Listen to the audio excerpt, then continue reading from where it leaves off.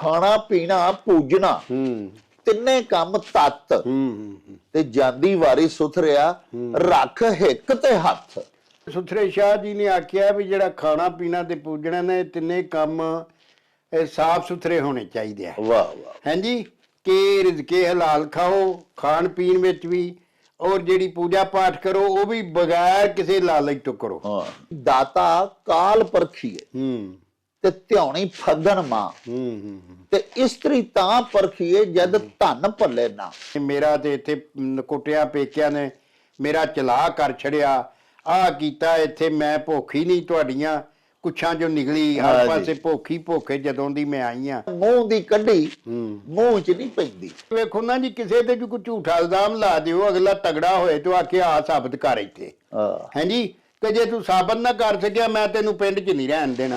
ਬਹੁਤੀ ਖੇਤੀ ਵੇਖ ਕੇ ਤੇ ਗਰਭ ਪਿਆ ਕਿਸਾਨ। ਹਾਂਜੀ ਹਵਾ ਮੀਂਹ ਹਨੇਰੀਓਂ ਬਚ ਘਰ ਆਵੇ ਤਾਂ ਜਾਣ। ਜ਼ਾਹਰ ਫਸਲ ਜਦੋਂ ਪੱਕਦੀ ਏ ਤੇ ਉਹ ਦੌਲਤ ਹੀ ਆਉਂਦੀ ਏ ਨਾ ਵਾਈਵਾਨ ਦੇ ਘਰ। ਜੀ ਜੀ। ਤੇ ਉਹਨੂੰ ਵੇਖ ਕੇ ਤੇ ਉਹ ਤਕੱਬਰ ਗਿਆ, ਗਰਭ ਪਿਆ ਦਾ ਮਤਲਬ ਤਕੱਬਰਿਆ ਗਿਆ, ਘਮੰਡਿਆ ਗਿਆ। ਉਹ ਚੱਲ ਮੇਲੇ ਨੂੰ ਚਲੀ।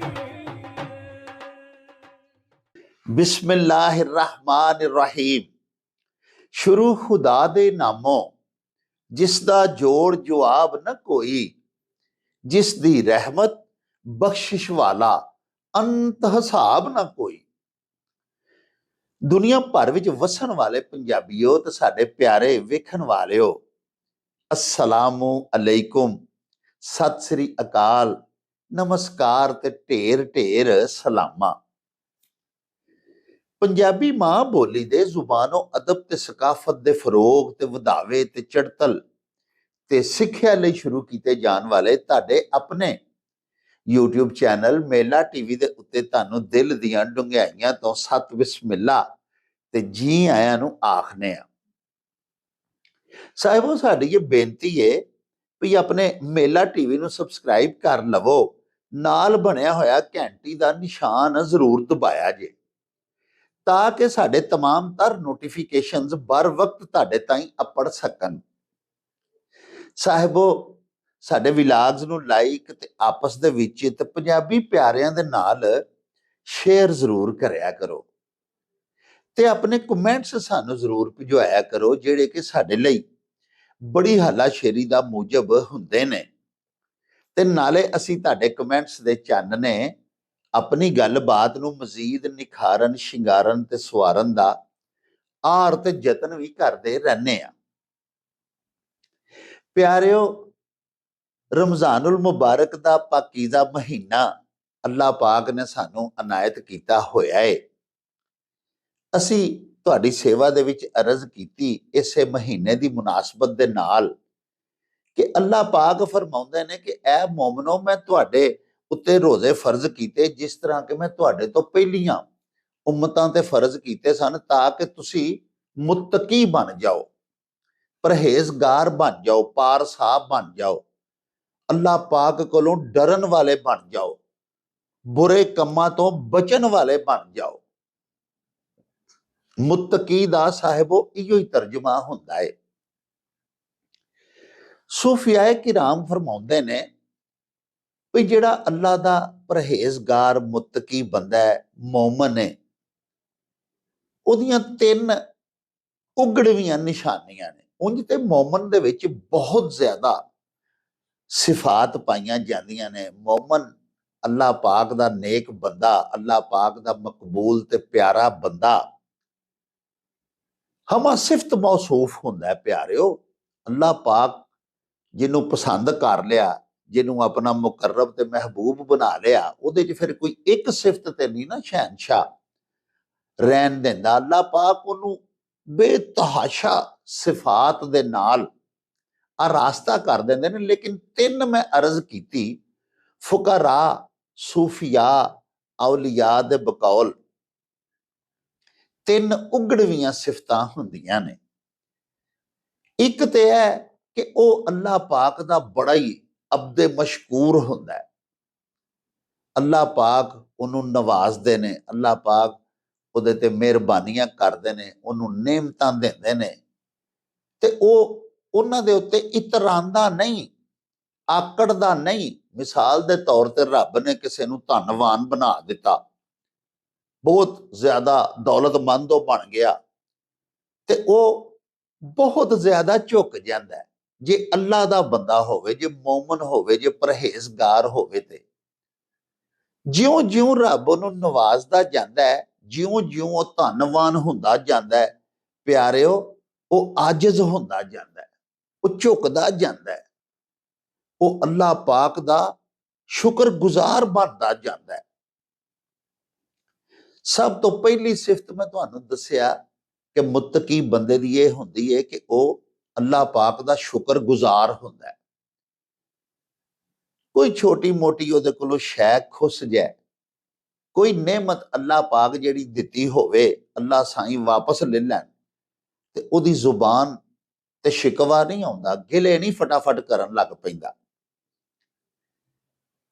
ਦੂਸਰੀ ਅੱਲਾ ਦੇ ਨੇਕ ਮੌਮਨ ਪਰਹੇਜ਼ਗਾਰ ਪਾਰਸਾ ਬੰਦੇ ਦੇ ਵਿੱਚ ਜਿਹੜੀ ਸਿਫਤ ਪਾਈ ਜਾਂਦੀ ਹੈ, ਉਹ ਸਬਰ ਦੀ ਹੁੰਦੀ ਹੈ। ਕਿਸੇ ਵੇਲੇ ਅੱਲਾ ਪਾਕ ਉਹਨੂੰ ਕਿਸੇ ਇਬਤਲਾ ਦੇ ਵਿੱਚ, ਕਿਸੇ ਆਜ਼ਮਾਇਸ਼ ਦੇ ਵਿੱਚ ਮੁਬਤਲਾ ਕਰ ਦੇਣ ਤੇ ਸਬਰ ਕਰਦਾ ਹੈ, ਤੇ ਅੱਲਾ ਪਾਕ ਕੋਲੋਂ ਨਮਾਜ਼ ਪੜ੍ਹ ਕੇ ਅੱਲਾ ਪਾਕ ਕੋਲੋਂ ਮਦਦ ਮੰਗਦਾ ਹੈ। ਉਸ ਮੁਸ਼ਕਲ ਦੇ ਵਿੱਚੋਂ ਨਿਕਲਣ ਲਈ ਅੱਲਾ ਪਾਕ ਨੂੰ ਹੀ ਮੁਸ਼ਕਿਲ ਕੁਸ਼ਾ ਮੰਨਦਾ ਤੇ ਜਾਣਦਾ, ਤੇ ਉਹਦੇ ਹਜ਼ੂਰ ਹੀ ਬੇਨਤੀਆਂ ਤੇ ਤਰਲੇ ਕਰਦਾ। ਤੇ ਤੀਸਰੀ ਸਭ ਤੋਂ ਅਜ਼ੀਮ ਜਿਹੜੀ ਸਿਫਤ ਉਹਦੇ ਵਿੱਚ ਪਾਈ ਜਾਂਦੀ ਹੈ, ਉਹ ਇਹ ਹੁੰਦੀ ਹੈ ਕਿ ਅਗਰ ਉਹਦੇ ਕੋਲੋਂ ਕੋਈ ਲਗਜ਼ਸ਼, ਕੋਈ ਗੁਨਾਹ, ਕੋਈ ਪਾਪ ਹੋ ਜਾਵੇ, ਤੇ ਪਿਆਰਿਓ, ਅੱਲਾ ਪਾਕ ਕੋਲੋਂ ਬੜੀ ਮਾਫੀ ਮੰਗਦਾ ਹੈ, ਆਪਣੀ ਮਗਫਰਤ ਵਾਸਤੇ ਦੁਆਵਾਂ ਮੰਗਦਾ ਰਹਿੰਦਾ ਹੈ, ਅੱਲਾ ਪਾਕ ਦੇ ਹਜ਼ੂਰ ਰੋਂਦਾ ਰਹਿੰਦਾ ਹੈ, ਪਰੇਸ਼ਾਨ ਹੋ ਜਾਂਦਾ ਹੈ। ਬੁਰਾਈ ਕਰਕੇ ਬੁਰਾਈ ਤੇ ਇਤਰਾਂਦਾ ਨਹੀਂ। ਜਿਹੜੇ ਔਲੀਆ ਸ਼ਯਾਤੀਨ ਹੁੰਦੇ ਨੇ, ਅਜਿਹੇ ਵੀ ਤੇ ਬੰਦੇ ਹੁੰਦੇ ਨੇ ਨਾ, ਕਿ ਉਹ ਨਾਜਾਇਜ਼ ਔਰ ਗਲਤ ਕੰਮ ਕਰਕੇ ਤੇ ਉਹਦੇ ਤੇ ਸਗੋਂ ਇਤਰਾਂਦੇ ਨੇ, ਆਕੜਦੇ ਨੇ। ਇੱਕ ਤੇ ਲਾ ਕਾਨੂੰਨੀਅਤ ਕਰਦੇ ਨੇ, ਦੀਨੀ ਕਾਨੂੰਨ ਵੀ ਤੋੜਦੇ ਨੇ, ਸ਼ਰਈ ਕਵਾਨੀਨ ਵੀ ਤੋੜਦੇ ਨੇ, ਦੁਨਿਆਵੀ ਜਿਸ ਮੁਲਕ 'ਚ ਜਿਸ ਧਰਤੀ ਤੇ ਵਸਦੇ ਹੋਣ ਉਹਦੇ ਕਵਾਨੀਨ ਵੀ ਤੋੜਦੇ ਨੇ, ਉੱਤੋਂ ਆਕੜਦੇ ਵੀ ਨੇ, ਸਮਝਦੇ ਨੇ ਕਿ ਕਾਨੂੰਨ ਸ਼ਿਕਨੀ ਜਿਹੜੀ ਹੈ ਉਹ ਹੀ ਮੇਰੀ ਤਾਕਤ ਦਾ ਮਜ਼ਹਰ ਹੈ। ਆਪਣੇ ਆਪ ਨੂੰ ਤਾਕਤਵਰ ਦੱਸਦੇ ਨੇ ਕਾਨੂੰਨ ਤੋੜ ਕੇ, ਕਿ ਮੈਨੂੰ ਕੋਈ ਫੜ ਨਹੀਂ ਸਕਦਾ, ਮੇਰਾ ਕੋਈ ਇਹਤਸਾਬ ਨਹੀਂ ਕਰ ਸਕਦਾ, ਮੇਰਾ ਮੁਹਾਸਬਾ ਹੀ ਕੋਈ ਨਹੀਂ ਕਰ ਸਕਦਾ। ਇੱਕ ਤੇ ਅਜਿਹੇ ਬੰਦੇ ਹੁੰਦੇ ਨੇ, ਇੱਕ ਅਜਿਹੇ ਬੰਦੇ ਹੁੰਦੇ ਨੇ ਜਿਹੜੇ ਕੋਈ ਗਲਤ ਕੰਮ ਕਰ ਬੈਠਣ, ਮਸਲਨ ਕਿਸੇ ਨਾਲ ਉੱਚੀ ਬੋਲ ਬੈਣ, ਕਿਸੇ ਨਾਲ ਗੁਸਤਾਖੀ ਕਰ ਬੈਠਣ, ਗੱਲਬਾਤ ਕਰਦਿਆਂ ਗੁੱਸਾ ਚੜ੍ਹਦਾ, ਤੈਸ਼ 'ਚ ਆ ਕੇ ਕੁਛ ਨਾ ਜ਼ੇਬਾ ਨਾ ਰਵਾ ਅਲਫਾਜ਼ ਮੂੰਹ 'ਚੋਂ ਕੱਢ ਬੈਣ, ਤੇ ਫੌਰੀ ਤੌਰ ਤੇ ਉਹਨਾਂ ਦਾ ਦਿਲ ਉਹਨਾਂ ਨੂੰ ਮੁਲਾਮਤ ਕਰਦਾ, ਅਗਲੇ ਕੋਲੋਂ ਵੀ ਐਕਸਕਿਊਜ਼ ਕਰਦੇ ਨੇ, ਉਸੇ ਵੇਲੇ ਸੌਰੀ ਬੋਲਦੇ ਨੇ, ਔਰ ਅੱਲਾ ਪਾਕ ਦੇ ਹਜ਼ੂਰ ਵੀ ਮਾਫੀ ਤਲਾਫੀ ਦੀ ਦਰਖਾਸਤ ਕਰਦੇ ਨੇ। ਇਹ ਤਿੰਨ ਵੱਡੀਆਂ ਸਿਫਤਾਂ। ਪਿਆਰਿਓ, ਜਿਹੜੀ ਸਭ ਤੋਂ ਪਹਿਲੀ ਸਿਫਤ ਮੈਂ ਤੁਹਾਡੇ ਹਜ਼ੂਰ ਬਿਆਨ ਕੀਤੀ ਕਿ ਅੱਲਾ ਪਾਕ ਦੇ ਨੇਕ ਪਰਹੇਜ਼ਗਾਰ ਪਾਰਸਾ ਤੇ ਮੁੱਤਕੀ ਬੰਦੇ ਦੇ ਵਿੱਚ ਸ਼ੁਕਰ ਵਾਲੀ ਸਿਫਤ ਪਾਈ ਜਾਂਦੀ ਹੈ। ਉਹ ਅੱਲਾ ਪਾਕ ਦਾ ਹਮਾ ਵਕਤ ਮਸ਼ਕੂਰ ਰਹਿੰਦਾ ਹੈ, ਉਹ ਆਪਣਾ ਆਲਾ ਦੁਆਲਾ ਵੇਖਦਾ ਰਹਿੰਦਾ ਹੈ ਤੇ ਸੋਚਦਾ ਹੈ ਕਿ ਜਿਹੜੇ ਆਲੇ ਦੁਆਲੇ ਵਸਣ ਵਾਲੇ ਬੰਦੇ ਨੇ, ਉਹਨਾਂ ਚੋਂ ਕਈ ਮੇਰੇ ਨਾਲੋਂ ਜ਼ਿਆਦਾ ਖੂਬਸੂਰਤ ਨੇ, ਜ਼ਿਆਦਾ ਜਵਾਨ ਨੇ, ਜ਼ਿਆਦਾ ਤਾਕਤਵਰ ਨੇ, ਲੇਕਿਨ ਮੈਂ ਉਹਨਾਂ ਦੇ ਮੁਕਾਬਲੇ ਤੇ ਕਬੂਲ ਸੂਰਤ ਵੀ ਨਹੀਂ, ਮੈਂ ਉਹਨਾਂ ਦੇ ਮੁਕਾਬਲੇ ਤੇ ਜਿਸਮਾਨੀ ਹਵਾਲੇ ਨਾਲ ਵੀ ਕਮਜ਼ੋਰ ਆ, ਨਹੀਫ ਹਾਂ, ਲੇਕਿਨ ਉਹਨਾਂ ਨਾਲੋਂ ਬਹੁਤ ਜ਼ਿਆਦਾ ਮਾਲੋ ਜ਼ਰ ਅੱਲਾ ਪਾਕ ਸੱਚੇ ਸਾਈਂ ਨੇ ਮੈਨੂੰ ਦਿੱਤਾ ਹੈ। ਮੇਰੇ ਕੋਲ ਘਰ ਵੀ ਵੱਡਾ ਹੈ, ਮੇਰੇ ਬੀਵੀ ਬੱਚੇ ਵੀ ਇਤਾਅਤ ਗੁਜ਼ਾਰ ਨੇ, ਮਤਲਬ ਹਰ ਪਾਸਿਓਂ ਮੈਨੂੰ ਰੱਬ ਨੇ ਨਵਾਜ਼ਿਆ ਹੋਇਆ। ਤੇ ਪਿਆਰਿਓ, ਉਹ ਬੰਦਾ ਫਿਰ ਹਮਾ ਵਕਤ ਅੱਲਾ ਪਾਕ ਦਾ ਸ਼ੁਕਰ ਅਦਾ ਕਰਦਾ ਰਹਿੰਦਾ। ਸ਼ੁਕਰ ਅਦਾ ਕਰਨ ਦੇ ਵੀ ਫਕੀਰਾਂ ਨੇ 3 ਤਰੀਕੇ ਦੱਸੇ ਨੇ। ਇੱਕ ਤੇ ਹਰ ਵੇਲੇ ਵਿਰਦੇ ਜ਼ੁਬਾਨ ਅਲਹਮਦੁਲਿਲਾ ਰੱਖੋ, ਯਾਨੀ ਅੱਲਾ ਪਾਕ ਦਾ ਇੱਕ ਤੇ ਜ਼ੁਬਾਨੀ ਸ਼ੁਕਰ ਕਰੋ, ਰੋਟੀ ਖਾਣ ਲੱਗਿਆ ਅਲਹਮਦੁਲਿਲਾ, ਰੋਟੀ ਖਾਣ ਤੋਂ ਬਾਅਦ ਅਲਹਮਦੁਲਿਲਾ, ਕੋਈ ਨੇਮਤ ਮਿਲੇ ਅਲਹਮਦੁਲਿਲਾ, ਅੱਲਾਹ ਪਾਕ ਦਾ ਸ਼ੁਕਰ ਅਦਾ ਕਰੋ, ਉਹਦੀ ਤਾਰੀਫ ਬਿਆਨ ਕਰੋ। ਜਿਉਂ-ਜਿਉਂ ਉਹ ਨਵਾਜ਼ਦਾ ਜਾਏ ਤਿਉਂ-ਤਿਉਂ ਝੁਕਦੇ ਜਾਓ। ਦੂਸਰਾ, ਕਲਬੀ ਤੌਰ ਦੇ ਉੱਤੇ ਅੱਲਾਹ ਪਾਕ ਦੇ ਮਸ਼ਕੂਰ ਬਣ ਜਾਓ। ਹਰ ਵੇਲੇ ਤੁਹਾਡਾ ਦਿਲ ਜਿਹੜਾ ਉਹਦੇ ਵਿੱਚ ਸੱਚੇ ਸਾਹਿਬ ਦਾ ਇੰਤਹਾਈ ਇਹਤਰਾਮ ਹੋਵੇ। ਤੁਹਾਡਾ ਦਿਲ ਵੀ ਮੁਤਰਫ ਹੋਵੇ ਕਿ ਮੇਰੇ ਮਾਲਕ ਦਾ ਕਿੰਨਾ ਮੇਰੇ ਤੇ ਕਰਮ ਹੈ, ਮੈਂ ਇਸ ਕਾਬਲ ਨਹੀਂ, ਮੇਰੇ ਅਮਾਲ ਸਿਆਹ ਨੇ, ਲੇਕਿਨ ਸ਼ਹਿਨशाह ਦੀਆਂ ਰਹਿਮਤਾਂ, ਅਰ ਰਹਿਮਾਨ ਅਰ ਰਹੀਮ, ਰੱਬ ਦੀਆਂ ਕਰਮ ਨਵਾਜ਼ੀਆਂ ਮੇਰੇ ਤੇ ਬਹੁਤ ਜ਼ਿਆਦਾ ਹੈ। ਨਾ ਸਿਰਫ ਮੂੰਹ ਜ਼ਬਾਨੀ ਬਲਕਿ ਕਲਬੀ, ਦਿਲੋਂ ਵੀ ਅੱਲਾਹ ਪਾਕ ਦੇ ਇਹਸਾਨਾਤ ਦਾ ਮਸ਼ਕੂਰ ਔਰ ਸ਼ੁਕਰਗੁਜ਼ਾਰ ਹੋਵੇ ਬੰਦਾ। ਔਰ ਪਿਆਰਿਓ, ਤੀਸਰਾ ਸ਼ੁਕਰਗੁਜ਼ਾਰ ਬੰਦਾ ਜਿਹੜਾ ਨਾ ਜੀ, ਉਹ ਸ਼ੁਕਰ ਕਰਨ ਦਾ ਉਹਦਾ ਅੰਦਾਜ਼ ਇਹ ਹੁੰਦਾ ਹੈ ਕਿ ਮੁਜੱਸਮ ਅੱਲਾਹ ਪਾਕ ਦਾ ਮਸ਼ਕੂਰ ਹੋ ਜਾਏ, ਉਹਦੇ ਜਿਸਮ ਦਾ ਲੂੰ ਰੱਬ ਸੱਚੇ ਦੇ ਇਹਸਾਨਾਤ ਦਾ ਇਤਰਾਫ ਕਰੇ। ਅੱਲਾਹ ਪਾਕ ਦਾ ਦਿੱਤਾ ਹੋਇਆ ਜਿਹੜਾ ਮਾਲ ਹੈ, ਉਹਨੂੰ ਅੱਲਾਹ ਪਾਕ ਦੇ ਹੁਕਮ ਦੇ ਖਿਲਾਫ ਖਰਚ ਨਾ ਕਰੇ। ਅਗਰ ਉਹਦੇ ਹੱਥ ਅੱਲਾਹ ਦਾ ਦਿੱਤਾ ਹੋਇਆ ਰਿਜ਼ਕ ਕਿਸੇ ਗਲਤ ਪਾਸੇ ਪੈ ਲਾਉਂਦੇ ਨੇ, ਇਹ ਉਹਦੇ ਹੱਥਾਂ ਦੀ ਫਿਰ ਨਾਸ਼ੁਕਰੀ ਹੈ, ਗੁਸਤਾਖੀ ਔਰ ਨਾਫਰਮਾਨੀ ਹੈ। ਯਾਨੀ ਰਿਜ਼ਕ ਤੇ ਦਿੱਤਾ ਹੈ ਅੱਲਾਹ ਪਾਕ ਨੇ, ਮਾਲੋ ਜ਼ਰ ਤੇ ਦਿੱਤਾ ਹੋਇਆ ਅੱਲਾਹ ਪਾਕ ਨੇ, ਉਹਨੂੰ ਹੱਥਾਂ ਨਾਲ ਵੀ ਅੱਲਾਹ ਦੀ ਰਾਹ ਚ ਲਾਵੇ, ਹੋਰ ਗੈਰ ਅੱਲਾਹ ਦੀ ਰਾਹ ਚ ਨਾ ਲਾਵੇ। ਯਾਨੀ ਉਹਦਾ ਪੂਰਾ ਜਿਸਮ ਜਿਹੜਾ ਨਾ ਜੀ, ਟੁਰ ਕੇ ਉਸ ਪਾਸੇ ਜਾਵੇ ਜਿਸ ਪਾਸੇ ਅੱਲਾਹ ਪਾਕ ਨੇ ਜਾਣ ਦਾ ਹੁਕਮ ਦਿੱਤਾ ਹੈ। ਫਿਰ ਉਹਦੇ ਪੈਰ ਵੀ ਅੱਲਾਹ ਪਾਕ ਦਾ ਸ਼ੁਕਰੀਆ ਪੈਦਾ ਕਰਦੇ ਨੇ, ਕਿਉਂਕਿ ਉਹਦੇ ਪੈਰ ਉਸ ਰਾਹ ਤੇ ਜਾਂਦੇ ਹੀ ਨਹੀਂ ਜਿਹੜੀ ਅੱਲਾਹ ਦੀ ਰਾਹ ਨਹੀਂ। ਮੈਂ ਅਰਜ਼ ਕੀਤੀ ਏ ਕਿ ਸਾਰਾ ਉਹਦਾ ਜਿਸਮ ਵੀ ਅੱਲਾਹ ਪਾਕ ਦਾ ਸ਼ੁਕਰਗੁਜ਼ਾਰ ਬਣ ਜਾਏ। ਅੱਲਾਹ ਪਾਕ ਦਾ ਅਬਦੇ ਮਸ਼ਕੂਰ ਜਿਹੜਾ, ਉਹਦੇ ਸ਼ੁਕਰ ਕਰਨ ਦਾ ਅੰਦਾਜ਼ ਇਹ ਹੋਣਾ ਚਾਹੀਦਾ। ਜ਼ੁਬਾਨੀ ਵੀ ਸ਼ੁਕਰ ਕਰੇ, ਦਿਲੋਂ ਵੀ ਮਸ਼ਕੂਰ ਹੋਵੇ, ਔਰ ਉਹਦਾ ਪੂਰਾ ਜਿਸਮ ਅੱਲਾਹ ਪਾਕ ਸੱਚੇ ਸਾਹਿਬ ਦਾ ਅਜਿਹਾ ਮਸ਼ਕੂਰ ਹੋਵੇ ਕਿ ਉਹਦਾ ਜਿਸਮ ਦਾ ਕੋਈ ਉਜ਼ਵ ਜੁਰਤ ਹੀ ਨਾ ਕਰੇ ਉਹ ਕੰਮ ਕਰਨ ਦੀ ਜਿਹਦੇ ਤੋਂ ਰੱਬ ਮੋੜਿਆ ਹੋਇਆ ਹੈ। ਕਿਉਂਕਿ ਜਿਸ ਗੱਲੋਂ ਅੱਲਾਹ ਪਾਕ ਨੇ ਠਾਕਿਆ ਹੋਇਆ, ਜੇ ਮੇਰੇ ਜਿਸਮ ਦਾ ਕੋਈ ਵੀ ਹਿੱਸਾ, ਮਿਸਾਲ ਦੇ ਤੌਰ ਤੇ ਅੱਲਾਹ ਪਾਕ ਨੇ ਇੱਕ ਚੀਜ਼ ਨੂੰ ਫੋਸ਼ ਕਰਾਰ ਦਿੱਤਾ ਹੈ, ਸਾਡੀ ਸ਼ਰਅ ਨੇ, ਇਸਲਾਮ ਨੇ, ਨਬੀ ਪਾਕ ਨੇ, ਔਰ ਉਹਦਾ ਵੇਖਣਾ ਸਾਡੇ ਵਾਸਤੇ ਮਮਨੂ ਹੈ, ਤੇ ਮੇਰੀਆਂ ਅੱਖਾਂ ਉਹਨੂੰ ਵੇਖ ਰਹੀਆਂ ਨੇ। ਇਹਦਾ ਮਤਲਬ ਇਹ ਵੇ ਕਿ ਮੇਰੀਆਂ ਅੱਖਾਂ ਅੱਲਾਹ ਪਾਕ ਦਾ ਨਾਫਰਮਾਨੀ ਦਾ ਇਰਤਕਾਬ ਕਰ ਰਹੀਆਂ ਨੇ, ਅੱਲਾਹ ਪਾਕ ਦੀਆਂ ਨਾਸ਼ੁਕਰੀਆਂ ਨੇ। ਇਹ ਨੇਮਤ ਅੱਖਾਂ ਦੀ ਮੈਨੂੰ ਇਸ ਕੰਮ ਵਾਸਤੇ ਨਹੀਂ ਸੀ ਦਿੱਤੀ ਗਈ ਕਿ ਮੈਂ ਇਹਦੇ ਨਾਲ ਫੋਹਸ਼ ਮਨਾਜ਼ਰ ਵੇਖਾਂ ਔਰ ਉਹ ਚੀਜ਼ਾਂ ਵੇਖਾਂ ਜਿਨ੍ਹਾਂ ਤੋਂ ਮੈਨੂੰ ਸਾਈਂ ਨੇ ਹਟਕਿਆ ਹੋਇਆ। ਪਿਆਰਿਓ, ਬਾਕੀ ਦੋ ਜਿਹੜੀਆਂ ਸਿਫਾਤ ਬੰਦਾ ਇਹ ਮੌਮਨ ਦੇ ਵਿੱਚ ਪਾਈਆਂ ਜਾਂਦੀਆਂ ਨੇ, ਸਬਰ ਵਾਲੀ ਔਰ ਪਾਪ ਕਰਕੇ ਪਛਤਾਉਣ ਵਾਲੀ ਤੇ ਅਸਤਗਫਾਰ ਕਰਨ ਵਾਲੀ, ਉਹਨਾਂ ਬਾਰੇ ਗੱਲਬਾਤ ਇਨਸ਼ਾਅੱਲਾ ਕੱਲ ਤੁਹਾਡੀ ਖਿਦਮਤ ਦੇ ਵਿੱਚ ਪੇਸ਼ ਕਰਾਂਗੇ। ਆਓ ਚਲੀਏ ਹੁਣ ਤੁਹਾਡੇ ਭੇਜੇ ਹੋਏ ਅਖਾਨ ਲੈ ਕੇ ਬਾਬਾ ਜੀ ਇਹਸਾਨ ਬਾਜਵਾ ਹੋਰਾਂ ਦੇ ਪਿੰਡ ਗਖੜਵਾਲੀ, ਤੇ ਬਾਕੀ ਗੱਲਾਂ ਬਾਤਾਂ ਉੱਥੇ ਹੀ ਚੱਲ ਕੇ ਤੁਹਾਡੇ ਨਾਲ ਸਾਂਝੀਆਂ ਕਰਾਂਗੇ। ਆਓ ਸਾਡੇ ਨਾਲ। ओ चल मेले नू चली अस्सलाम वालेकुम जनाब बाजवा साहब। जी बिस्मिल्लाह जी, वालेकुम सलाम डॉक्टर साहब, खैरियां हो जी, की हाल चाल है जनाब? अल्लाह पाक दा करम जनाब, तुहाड़ियां दुआवां मुर्शद। अच्छा मेरे आका साडे एक बड़े ही प्यारे साडे पक्के दर्शक ने जी जी, डॉक्टर अब्दुल रऊफ सादक साहब। ਉਹਨਾਂ ਜਨਾਬ ਆਖਿਆ ਕਿ ਬਾਜਵਾ ਸਾਹਿਬ ਤੋਂ ਪੁੱਛੋ ਕਿ ਇੱਕ ਪੰਜਾਬੀ ਦਾ ਲਫ਼ਜ਼ ਹੈ ਵਹਿੰਗੀ, ਹਾਂਜੀ ਇਹਦਾ ਕੀ ਮਤਲਬ? ਹਾਂਜੀ, ਵਹਿੰਗੀ ਜਿਹੜੀ ਹੈ ਨਾ, ਜੇ ਮਾਛੀ ਹੁੰਦੇ ਸਨ ਨਾ, ਤੇ ਨਿੱਕੇ ਹੁੰਦਿਆਂ ਅਸੀਂ ਵਹਿੰਦੇ ਸਾਂ ਜੀ ਕਿ ਜਦੋਂ ਸਾਡੀਆਂ ਫਸਲਾਂ ਪੱਕਣੀਆਂ ਨਾ, ਤੇ ਉਹਨਾਂ ਇੱਥੇ ਸਾਡੇ ਲਾਗੇ ਕਿਲਾ ਹੈ ਨਾ ਜੀ ਜੀ ਕਿਲੇ ਤੋਂ ਇੱਕੋ ਮਾਛੀ ਨੇ ਆਉਣਾ, ਉਹਨਾਂ ਭੁੱਜੇ ਦਾਣੇ ਜਾਂ ਮਰੂੰਡਾ ਜਿਹੜਾ ਨਾ ਉਹ ਵਹਿੰਗੀ ਦੇ ਦੋਹਾਂ ਪਾਸਿਆਂ ਦੇ ਪੱਲੜੇ 'ਚ ਕੋਈ ਛੋਲਿਆਂ ਦੇ ਭੁੱਜੇ ਦਾਣੇ ਜਾਂ ਚੌਲਾਂ ਦੇ ਭੁੱਜੇ ਦਾਣੇ, ਕੋਈ ਮਰੂੰਡਾ ਹੋਣਾ, ਉਹ ਪਾ ਲਿਆਉਣਾ ਜੀ। ਤੇ ਉਹ ਲੈ ਕੇ ਨਾ ਤੇ ਉਹ ਜਿਹੜੀ ਵਹਿੰਗੀ ਦੇ ਜਿਹੜਾ ਡੰਡਾ ਹੁੰਦਾ ਸੀ ਨਾ, ਉਹ ਬਾਂਸ ਚੀਰਿਆ ਹੁੰਦਾ ਸੀ।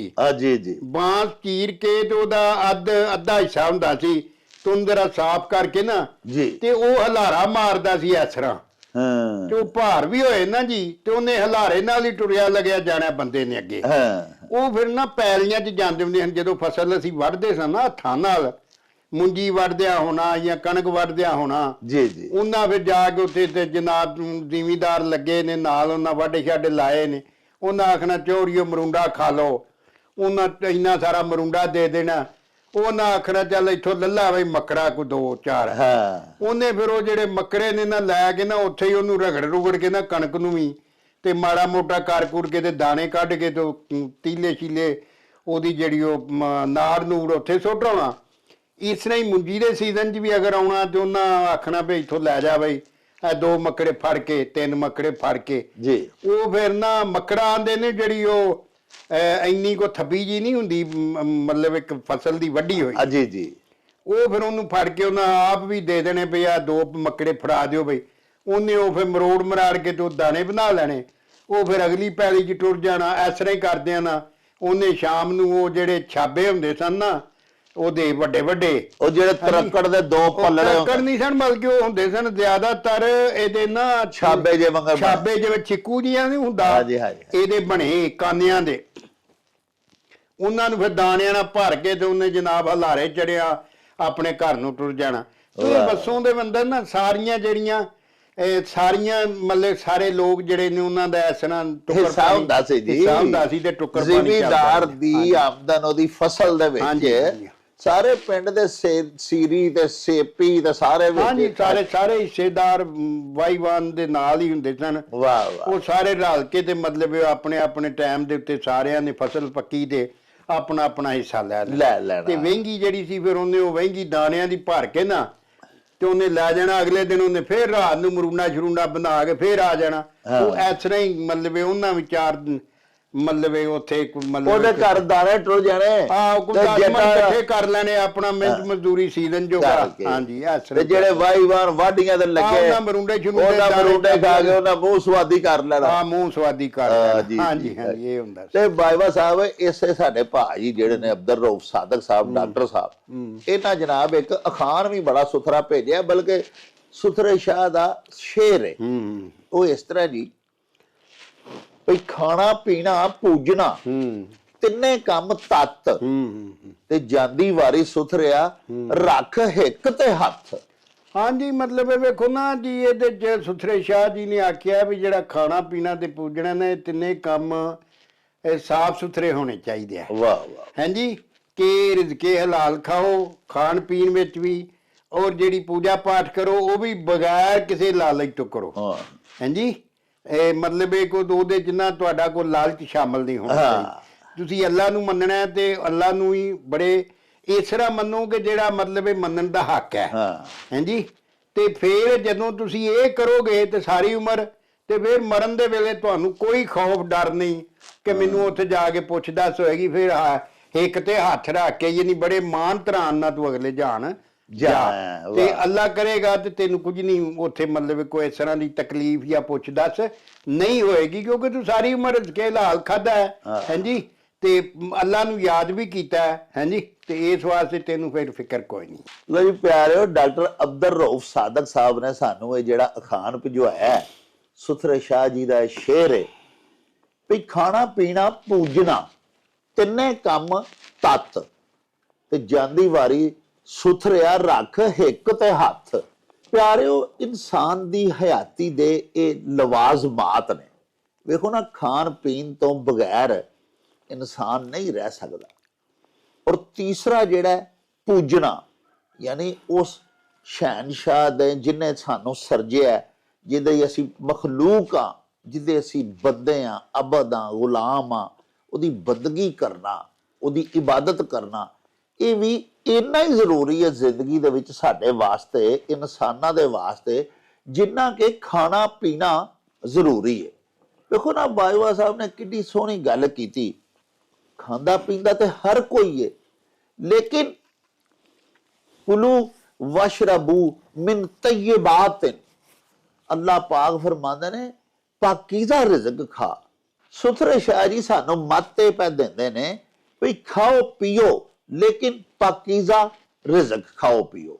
ਅੱਲਾਹ ਪਾਕ ਦੀਆਂ ਹਜ਼ਾਰਾਂ ਕਰੋੜਾਂ ਨਿਅਮਤਾਂ ਨੇ ਆਪਣੇ ਬੰਦਿਆਂ ਦੇ ਵਾਸਤੇ, ਲੇਕਿਨ ਮੁਸ਼ੱਕਤ ਕਰਕੇ, ਮਿਹਨਤ ਕਰਕੇ, ਕਿਸੇ ਦਾ ਚੋਰੀ ਕਰਕੇ ਜਾਂ ਅਜਿਹੇ ਜ਼ਰੀਏ ਦੇ ਨਾਲ ਸਾਨੂੰ ਨਹੀਂ ਖਾਣ ਪੀਣ ਵਾਲੀਆਂ ਚੀਜ਼ਾਂ ਇਕੱਠੀਆਂ ਕਰਨੀਆਂ ਚਾਹੀਦੀਆਂ। ਪਿਆਰਿਓ, ਆਪਣੇ ਰਿਜ਼ਕ ਨੂੰ ਆਲੂਦਾ ਨਹੀਂ ਕਰਨਾ ਚਾਹੀਦਾ। ਅਜਿਹੇ ਸਾਨੂੰ ਜ਼ਰਾਏ ਔਰ ਵਸਾਇਲ ਇਸਤੇਮਾਲ ਨਹੀਂ ਕਰਨੇ ਚਾਹੀਦੇ ਜਿਹੜੇ ਕਿ ਮਮਨੂਆ ਨੇ, ਜਿਹੜੇ ਨਵਾਹੀ ਦੇ ਵਿੱਚ ਆਉਂਦੇ ਨੇ, ਜਿਨ੍ਹਾਂ ਦੇ ਬਾਰੇ ਸਾਡੇ ਸੱਚੇ ਸਾਹਿਬ ਨੇ ਸਾਨੂੰ ਮਨਾ ਕੀਤਾ ਹੈ।